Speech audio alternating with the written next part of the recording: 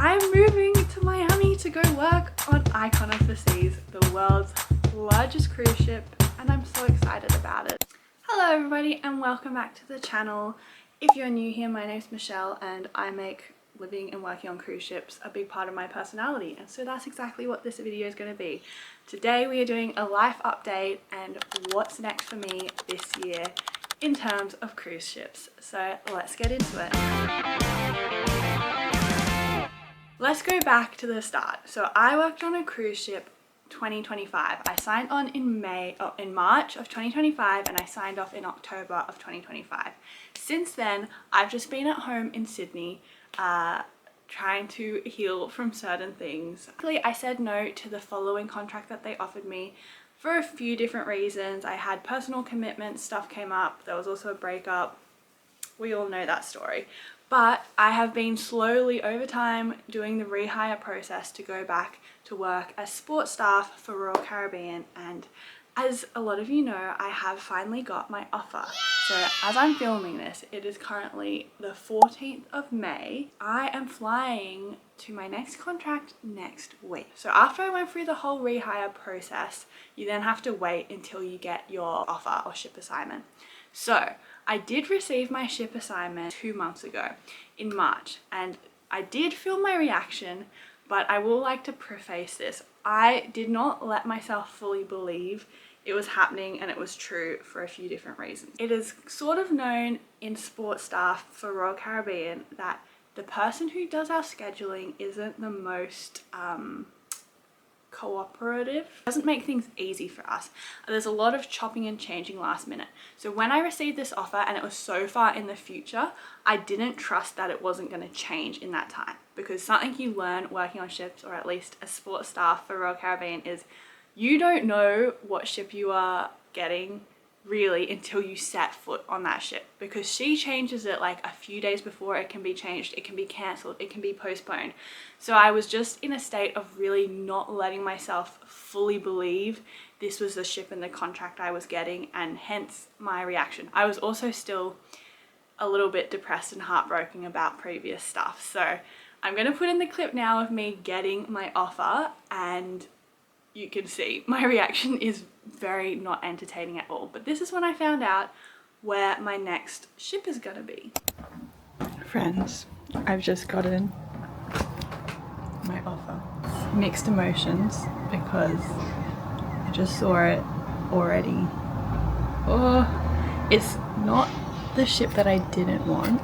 Like, I'm actually fine with the ship. It's just a bit further away than I would have liked.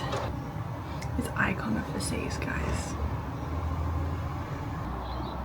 I think I can get behind this ship. So yes, I got offered to go work on Icon of the Seas starting on the 23rd of May. So as you can guess with dates now, it does feel a lot more real, and I'm pretty sure this is going to be the contract that I'm doing. I've still got my flights to Miami. I've got a flight booked to LA and then Miami on the 22nd of May, and then I should be signing on the 23rd of May onto Icon of the Seas. So now let me give you the full rundown of how I feel about the ship and what's going on, why I'm excited, things I might be worried about, etc. that I really would have wanted to give you back then when I got that offer, but still, I still have trust issues that I'm going to fly into Miami and get a different ship. As we know, there was one ship in particular that I didn't want to be on.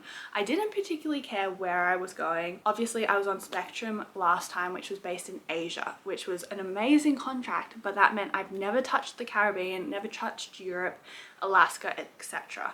So I didn't mind if it was a Caribbean cruise. A lot of people only get Caribbean cruises, so they don't love it, but I've never been, so I'm not mad about that. I just didn't want one particular ship because there was someone on that ship that I feel like would make it very difficult to stay happy and get by, etc. We all know that. So I didn't want to go work on Wonder of the Seas. I was going to take any other ship. So when I found out it was Icon, I was really excited. If you don't know, Icon class ships are the largest cruise ships in the world. They currently 2 that are operating, and they're going to release the 3rd one, Legend of the Seas, this summer, or Euro summer of 2026.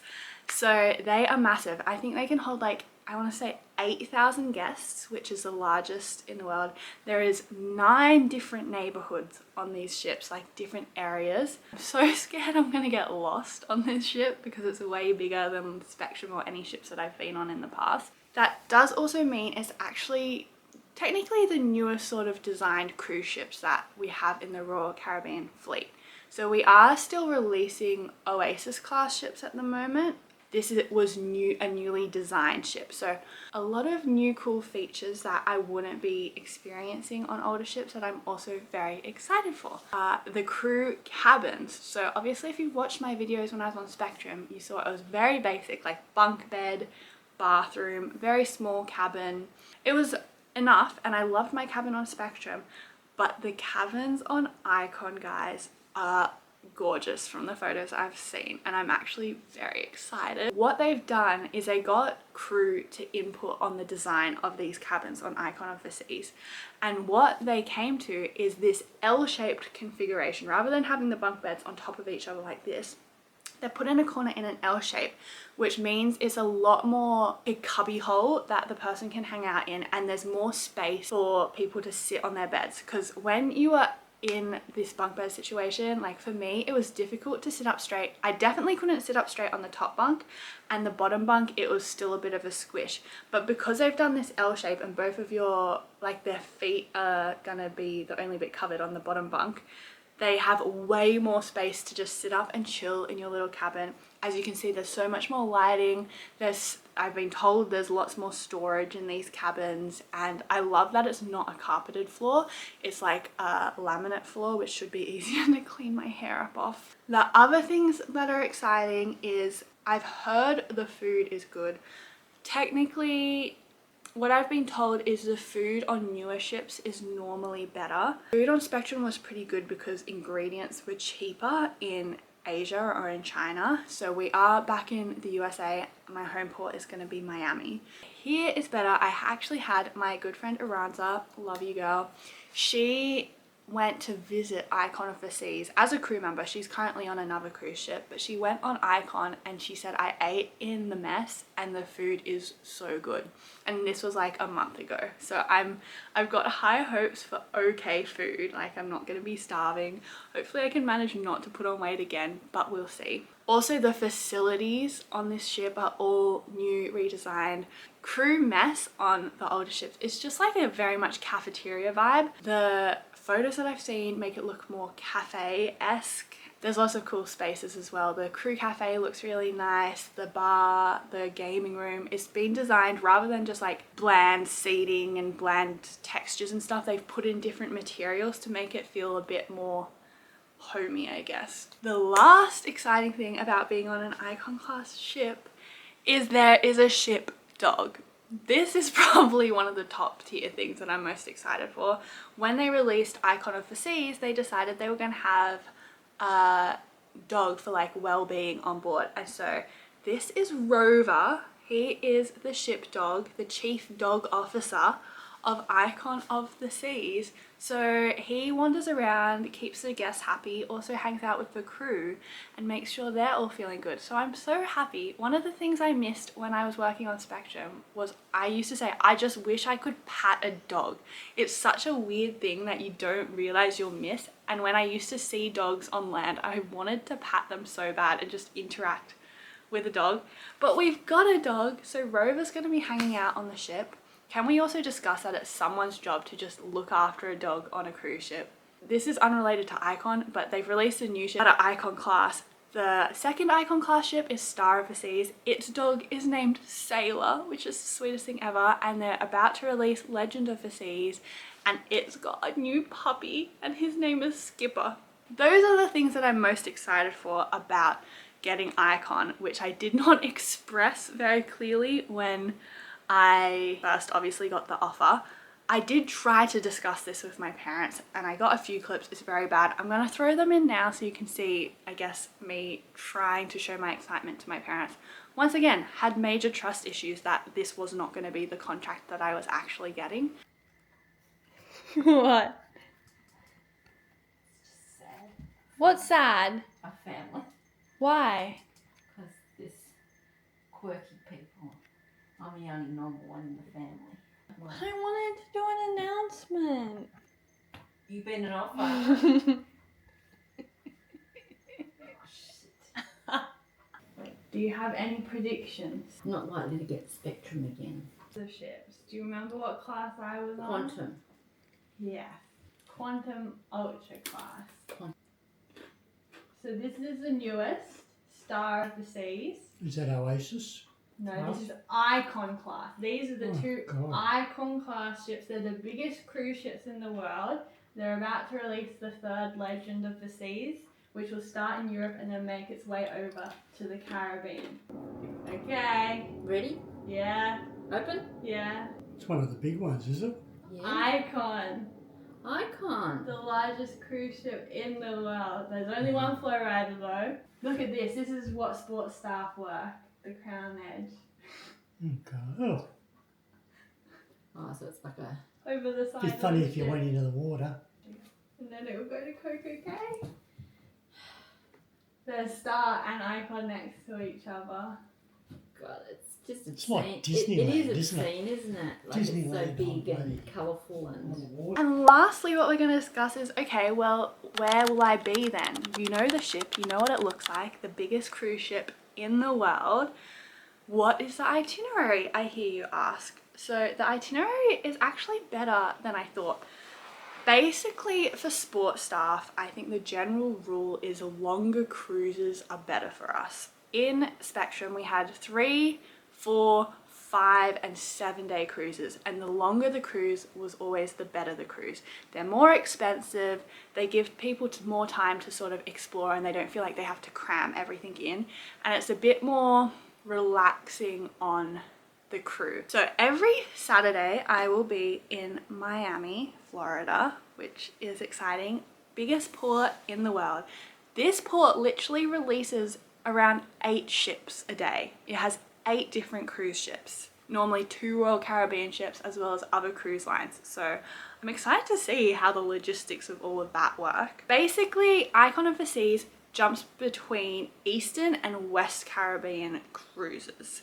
So the first cruise when I get there is going to be a Western Caribbean cruise. So it is in Florida on the Saturday, then the Sunday we will be at sea. The Monday we are in Costa Maya, which is where they're currently building Perfect Day Mexico, but I don't think it's open yet, so that would just be Costa Maya, Mexico. The next day we are in Roatan Island, which is in Honduras. The next day I will be in Cozumel, Mexico. Then I'll have one sea day before going to Coco Cay, the Bahamas, which is Royal Caribbean's private island. Everyone says like they hate Coco Cay when they work there. I'm guessing like we obviously go to it a lot and it's just one island. I am so excited to go to Coco Cay as someone A, that has never been to the Coco Cay, but B, I have been a fan of cruise ships for years. Since 2018, or even before then, I, as a guest, have been obsessed with Royal Caribbean and what they're doing. And I remember watching them build Coco Cay. I used to say to my parents, it is my dream one day to go to Coco Cay. So I still haven't been, having even worked on a ship. So I am very much looking forward to finally discovering Coco Cay and being, I feel like once you've been to Perfect Day at Coco Cay, you can say you are a true Royal Caribbean employee. And then after that one day at Coco Cay, we will then sail straight back and be back in Miami on the next day, Saturday again. So that is the first cruise. That's our Western Caribbean cruise. And then we'll also be doing Eastern Caribbean cruises. These have one less port. We have 3 sea days, but the stops will be Philipsburg, St. Martin, which is technically owned by the Netherlands, but another Caribbean island, I'm pretty sure. We'll be stopping at St. Thomas Island, USVI. That's part of the US Virgin Islands. And then we'll also stop at Coco Cay. Oh, a few of the other cruises do have different stops. So there's another Eastern Caribbean cruise where we'll be going to San Juan in Puerto Rico. No, I think those are my main ports. And I'm not mad about that. Obviously, we had a lot of ports that I got to go on Spectrum, which I'm so grateful for. However, that did make it feel like it was so go, go, go. Whenever we were in a port, we thought, oh my gosh, we have to get off because I'm in this cool Japanese city or Korean city. But with more repeats of ports, I'm hoping that I can actually stay on the ship a bit more and take my well-being and my like health a lot more seriously. By the end of Spectrum, I was super run down, and I'm not mad about it. I wouldn't change a single thing about how I spent my time on Spectrum, but I want to make it more of a priority to have like rest time. Obviously we don't get a whole day off, but if I do get time off when we're docked, maybe stay on the ship, have a nap, have a movie day, go to the gym, go for a run. Make that also more of a priority than going off and exploring. Actually glad it's not a crazy, say, Europe itinerary where I'm in an amazing place every other day. I think I need to learn the balance of taking care of myself on a ship, because this is also an extra long contract. I currently have a sign-off date of the 9th of January. So I will be there for Christmas and New Year's, which is going to be my first time away from home for that holiday season. But I think this is the best way to do it because I will have been on the ship for so long before then. I reckon I'll be well settled, should hopefully have a good group of friends to spend that season with. And New Year's Eve on the world's largest cruise ship, I think it's going to be so much fun. I can't wait to see the balloon drop over the promenade. And then I literally have one more cruise after that New Year's cruise, and then I'll be back home in Australia for the summer. So I'm not mad about the dates, but I do need to take it easy and take care of myself.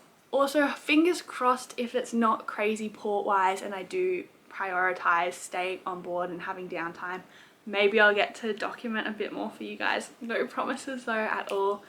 But I'm moving to Miami to go work on Icon of the Seas, the world's largest cruise ship, and I'm so excited about it. So make sure if you want to see what's actually happening more real time, you follow my Instagram at Shelby Living. Maybe my TikTok, I haven't decided if I'm going to manage to post on there as well, but I'll definitely be putting updates on Shelby Living. Stay tuned for the ride. I'm so excited. It feels like I'm going home in a sense.